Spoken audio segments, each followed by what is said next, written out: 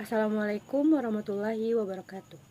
Sebelumnya mohon izin Bu, saya Ulan Febi Aulia dengan NIM 230052257 dari kelas A1 D3 Akuntansi.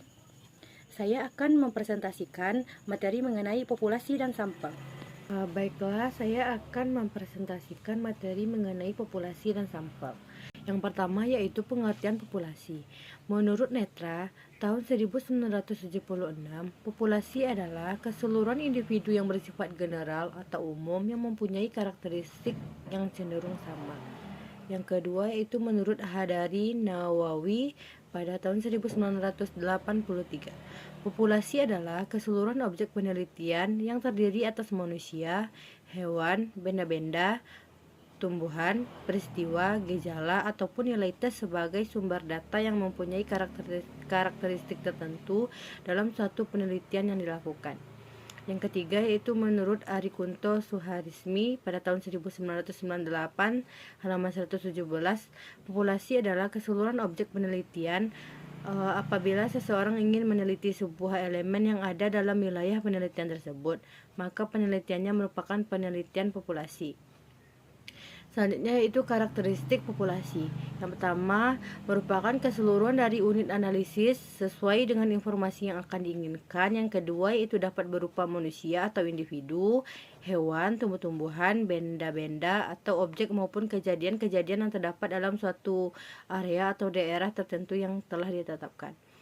Yang ketiga merupakan batas-batas yang mempunyai sifat-sifat tertentu yang memungkinkan peneliti menarik kesimpulan dari keadaan itu. Yang keempat yaitu memberikan pedoman kepada apa atau siapa hasil penelitian itu dapat digeneralisasikan.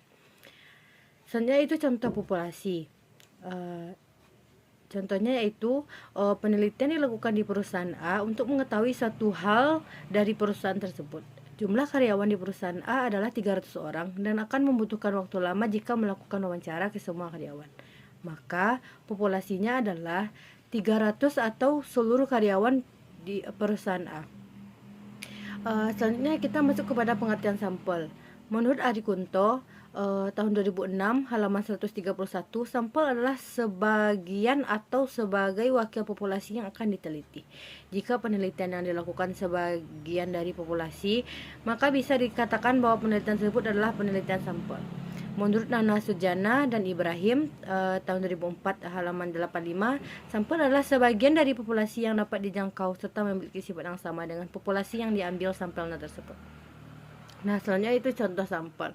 Penelitian dilakukan di perusahaan A untuk mengetahui pengaruh sistem work from home terhadap produktivitas kerja para karyawan. Jumlah karyawan di perusahaan A adalah 300 orang dan peneliti hanya akan melakukan wawancara pada 50 karyawan yang telah dipilih secara acak. Maka sampelnya adalah 50 karyawan yang akan diwawancara.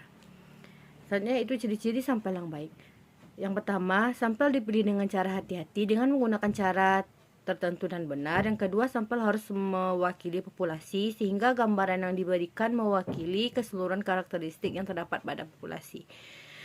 Selanjutnya itu besaran ukuran sampel hendaknya mempertimbangkan tingkat kesalahan sampel yang dapat ditolerir dan tingkat kepercayaan yang dapat diterima secara statistik.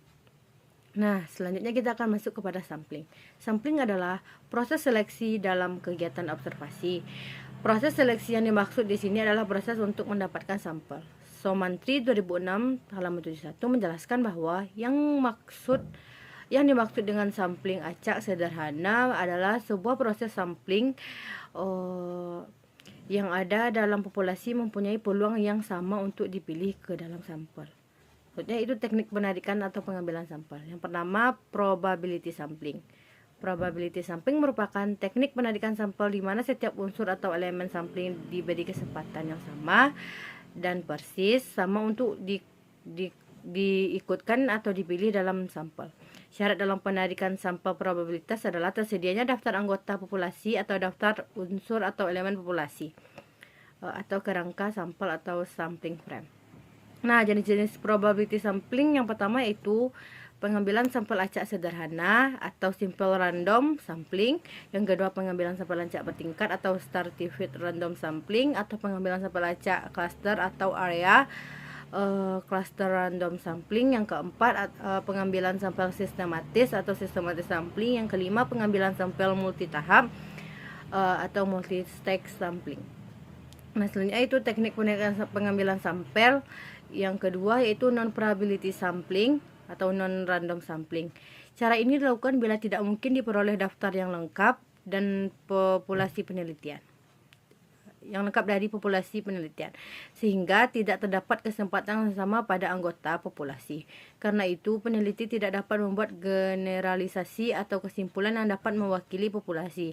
Hasil analisis hanya berlaku untuk anggota populasi yang diteliti. Dengan penarikan sampel non-probability, peneliti tidak dihadapkan pada cara-cara yang rumit. Nah, selanjutnya itu macam-macam non-probability. Yang pertama yaitu purposive sampling atau sampel pertimbangan. Yang kedua, accidental sampling atau sampel data tanpa sengaja. Yang ketiga, kuota sampling atau sampel kuota. Yang keempat, saturation sampling atau sampel jenuh. Yang kelima, snowball sampling atau sampel bola salju. Baik, sekian materi yang dapat saya sampaikan. Mohon maaf apabila ada kesalahan. Assalamualaikum warahmatullahi wabarakatuh.